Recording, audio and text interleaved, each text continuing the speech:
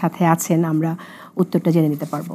ধন্যবাদ আপনাকে। আমি ঠিক লেজে করে বলিনি, আমি গোবরের লেজগুলো লেগে গিয়েছে। ও আচ্ছা আচ্ছা, এটার সাথে তফাৎটা কি হলো বুঝলাম না। এটা রেটরিক, বাট আমার মনে হয় যে অনেকগুলো লেজ গোবরে মাখামাখি চলে গেছে।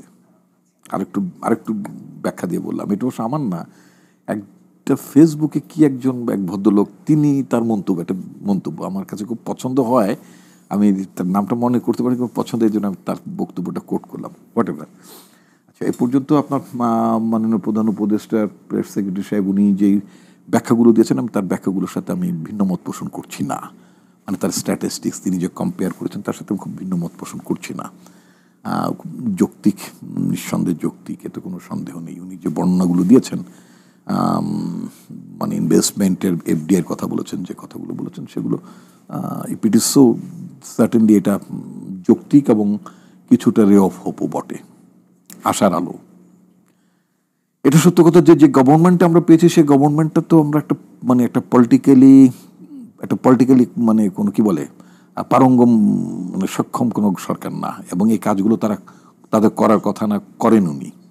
বাট তারপরও দায়িত্ব তাদের উপর পড়েছে। দায়িত্ব পড়ার পরেও আমি যে কথাটি বলছিলাম গোবরের লেজ মানে লেগে গেছে, এই কারণে সেটা হচ্ছে যে আপনার যেমন অনেকগুলো ঠিক সরকারের চেয়েও সরকার যে কমিশনগুলো করেছে, মানে তার আগে আপনার একটা বক্তব্যকে আমাকে একটু ইয়ে করে নেই, আপনার মানে ভিন্ন মত পোষণ করে নেই। আপনি শুরুতেই বলেছিলেন যে ছাত্র জনতার গণঅভ্যুত্থানের মানে পরবর্তীতে এখন যে সরকারটি আছে, সেই সরকারটির ক্ষমতা অনেক অপরিসীম, মানে একটা অসীম, এর কোনো সীমারেখা নেই, এরকম একটা ব্যাপার আর কি। না, আছে, নিশ্চয়ই সীমারেখা আছে।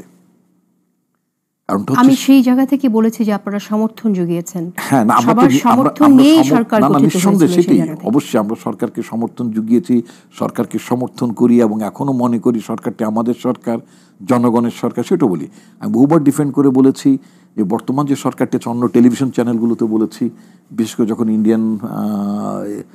ইন্ডিয়ার চিফ অফ আর্মি স্টাফ তিনি যখন বললেন যে নির্বাচিত সরকার যখন আসবে তখন তাদের সাথে তারা কথাবার্তা, দ্বিপক্ষীয় বিষয়গুলো তারা কথা বলবে। আমি বলবো, হোয়াই নট টুডে? এখন যে সরকারটি আছে সেই সরকারটি জনগণের সরকার না? এই সরকার তো আমাদের আকাঙ্ক্ষার সরকার, আমরাই তো বসিয়েছি সরকারকে। তুমি কেন এই সরকারের সাথে কথা বলবে না? তার সাথে কথা বলবে, সমস্যার সমাধানগুলো করবে, অ্যান্ড অনওয়ার্ড পরবর্তী নির্বাচিত সরকারের সাথে কথাগুলো বলতে হবে সম্পর্ক চালিয়ে নেওয়ার জন্য। এটা আমার পাবলিকলি অন্য টেলিভিশন চ্যানেলে আমি কথাগুলো বলেছি। এখন আমি যে আপনার যে অপরিসীম কথাটা বলেছেন, এই কারণে আমি কথাটা আমি ভিন্ন মত পোষণ করবো। যেমন সরকার অনেকগুলো সংস্কারের জন্য কমিশন গঠন করেছেন, এর মধ্যে ওয়ান অফ দেম হচ্ছে আপনার মানে সমস্ত সংস্কার কমিশন রিপোর্টটা আমরা জানি না, কেউ সামারি দিয়েছেন, কেউ নিজেরা আগ বাড়িয়ে কথা বলেছেন, পুরোটা জমা না দিল।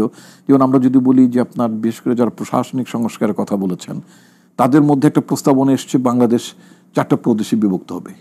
কে চেয়েছিল আপনাদের 4টা প্রদেশ? কারা এটা নিয়ে আন্দোলন করেছে? কোনো মেজর পলিটিক্যাল পার্টিগুলো নিয়ে কখনই কথা বলেনি। আচ্ছা, তারপরে তাহলে কি আমাদেরকে অপেক্ষা করে, যেহেতু আপনি অপরিসীম কথা বলেছেন, তো দেশের 4টি প্রদেশ হবে এককালে, তারপর 4টা প্রাদেশিক সরকার হবে, 4টা প্রদেশের প্রাদেশিক পরিষদ হবে, 4টা প্রদেশের 4জন মুখ্যমন্ত্রী হবেন, 4জন স্পিকার হবেন, 4টা প্রদেশের গভর্নর হবেন, তাই না? আঞ্চলিক দলগুলো দ্বারা মানে ভারতের মতো। তারপর আমরা সেগুলো মানে পারমুটেশন সিনথেসিস এগুলো দেখব, দেখার পরে তারপর আমরা মনে করব যে হ্যাঁ এটা চলতে পারে, তারপর একটা জাতীয় নির্বাচন হবে, তারপরে হবে। তো এত কিছু তো এজেন্ডা, এত কিছু তো দায়িত্ব তো এই সরকারকে কেউ দেয়নি।